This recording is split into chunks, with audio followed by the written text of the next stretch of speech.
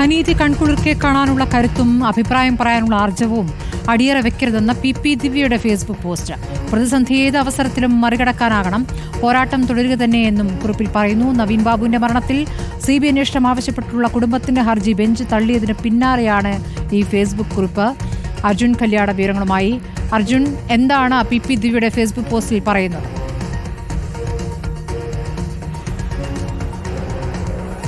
സ്മൃതി, അതായത് ഈ CBI അന്വേഷണം ആവശ്യപ്പെട്ടുകൊണ്ടുള്ള നവീൻ ബാബുവിൻ്റെ കുടുംബത്തിൻ്റെ ഹർജി ഡിവിഷൻ ബെഞ്ച് തള്ളിയതിൻ്റെ തൊട്ടു പിന്നാലെയാണ് പി ദിവ്യ ഇത്തരമൊരു ഫേസ്ബുക്ക് കുറിപ്പ് ഇട്ടിരിക്കുന്നത്. അതിൽ പറയുന്നത് ഇങ്ങനെയാണ്: അതായത് എല്ലാ പ്രതിസന്ധിയെയും ഏതവസരത്തിലും മറികടക്കാനാവണം, അനീതി കൺകുളിർക്കെ കാണാനുള്ള കരുത്തും അഭിപ്രായം പറയാനുള്ള ആർജവവും അടിയറവ് വെക്കരുത്, പോരാട്ടം തുടരുക തന്നെ എന്നുള്ള പൊന്നം ചന്ദ്രൻ എഴുതിയിട്ടുള്ള വരിയും അതോടൊപ്പം തന്നെ ചൂണ്ട കൊരുത്ത കയറുകൊണ്ട് വായ മൂടിക്കെട്ടിയതും പത്രവാർത്തകളുടെ താളുകൾ കൊണ്ട് കണ്ണ് മറക്കപ്പെട്ടിട്ടുള്ള ഒരു സ്ത്രീയുടെ അദ്ദേഹം വരച്ചിട്ടുള്ള ഒരു ചിത്രവും കൂടി ഈ പി ദിവ്യ ഫേസ്ബുക്കിൽ പങ്കുവെച്ചുകൊണ്ടാണ് ഇത്തരമൊരു കുറിപ്പ് ഇട്ടിരിക്കുന്നത്. അതായത് പോരാട്ടം തുടരുക തന്നെയാണ് താൻ ചെയ്യുന്നത് എന്ന് ധ്വനിപ്പിക്കുന്ന രീതിയിലുള്ള വരികളാണ് ഇതിനകത്ത് കാണാൻ വേണ്ടി കഴിയുന്നത്.